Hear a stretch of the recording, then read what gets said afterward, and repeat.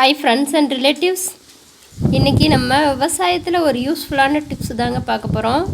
So வீடியோவை ஃபுல்லாக watch பண்ணுங்கள். இப்போ ட்ரிப் லைனில் வந்து விவசாயம் பண்ணுற எல்லாருக்குமே வந்து அதில் உப்பு கட்டுறதுங்கிறது ஒரு பெரிய பிரச்சனையாக இருக்கும். ஏன்னா வந்து அப்பப்போ வந்து தண்ணி அடைச்சிக்கும். அந்த ட்ரிப் அங்கே ஒரு இடத்துல ஒழுகாது.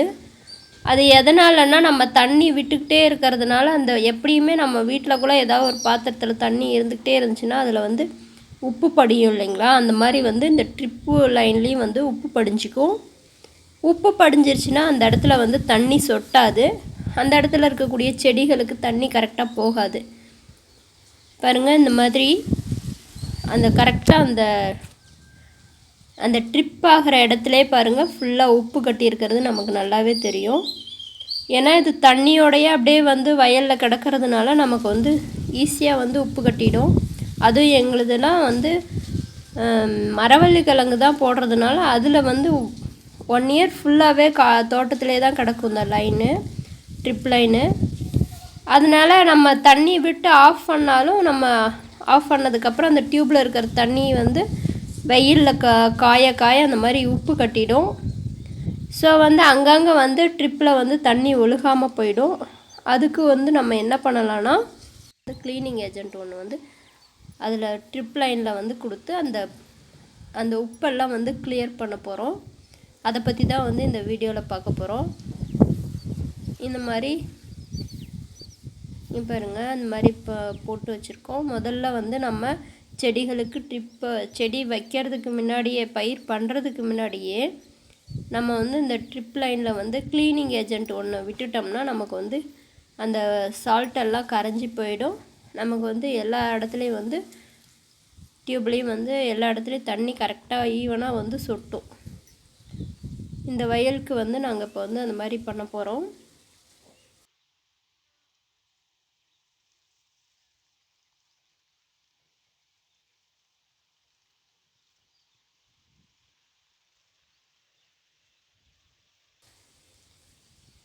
இதுக்கும் வந்து போடணுங்க. இன்னொரு வயல் இருக்குது.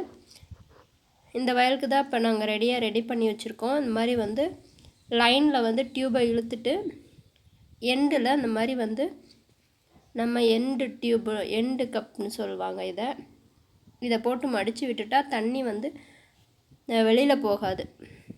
இதை எண்டில் வந்து டியூபை வந்து எண்டில் ஸ்டாப்பர் மாதிரி இந்த மாதிரி போட்டு இந்த மாதிரி மடித்து விட்டுறணும். இந்த மாதிரி நம்ம வந்து எந்த இதுக்கு வந்து க்ளீனிங் ஏஜென்ட் விட போகிறோமோ அந்த வயலில் வந்து இந்த மாதிரி டியூபை இழுத்து விட்டுட்டு எண்டில் வந்து இந்த மாதிரி போட்டு விட்டுட்டு நம்ம வந்து க்ளீனிங் ஏஜென்ட்டை வாட்டரோடு மிக்ஸ் பண்ணி, cleaning agent SLES cleaning agent தான் விடுறோம்.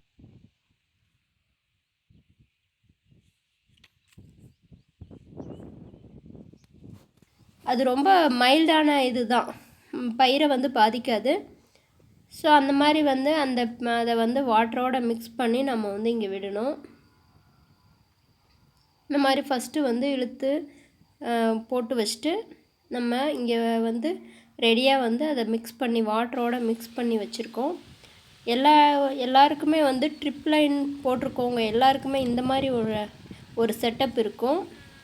இதில் வந்து இந்த டியூப்பை வந்து நம்ம அந்த க்ளீனிங் ஏஜென்ட் கலந்து வச்சுருக்கோம் இல்லையா. க்ளீனிங் ஏஜென்ட் வந்து எப்போவுமே இதில் தான், பிளாஸ்டிக்கில் தான் நம்ம கலக்கணும். வேறு எந்த மெட்டல்ஸ்லேயும் வந்து கலந்து வைக்கக்கூடாது. இந்த பேசன், அலுமினியம் பேசன் அந்த மாதிரிலாம் கலந்து வச்சிடாதீங்க. அதிலெல்லாம் வச்சிடாதீங்க.